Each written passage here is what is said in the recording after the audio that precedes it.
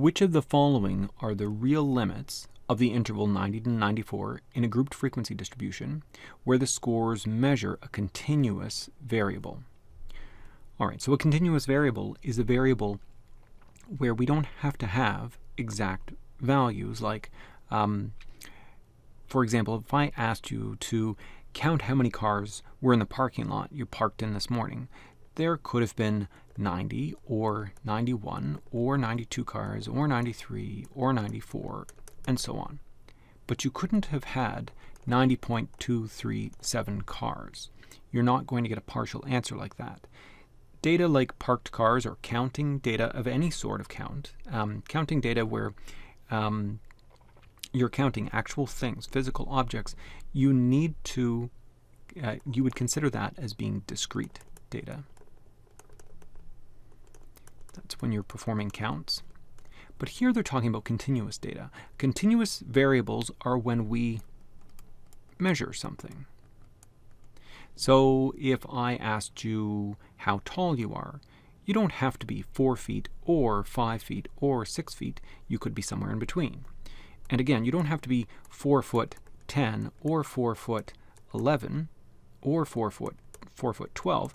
You could be somewhere in between one of these. I could get as specific as I want to be. If I was measuring in metric, I could say that you are 160.73829 centimeters tall. We could get even more accurate if we had a more accurate way of measuring. So continuous variables require that we don't just have simple categories like 90 to 94. We have to extend those back a little bit down to the lower real limit, which is a half step below, so that's 89.5. And we have to go ahead to the upper real limit, and that's a half step above, so that's going to be 94.5. So that's actually going to be the answer for this case. So where do we see that? We've got 89.5 to 94.5, so B is our answer. And the reason for that is that if one category, like they've pointed out here, is 90 to 94, and the category below is the previous, this is 5 scores. This is 90, 91, 92, 93, 94. So if I went up to 89, and from, what would this be? This would be 85 to 89. That would be the previous one, and then below that I would see 80 to 84. What if you got an answer that was something like 89.327. Where would you put that? Well, this only goes up to 89. This one starts at 90, so we would need to know where to fit that in.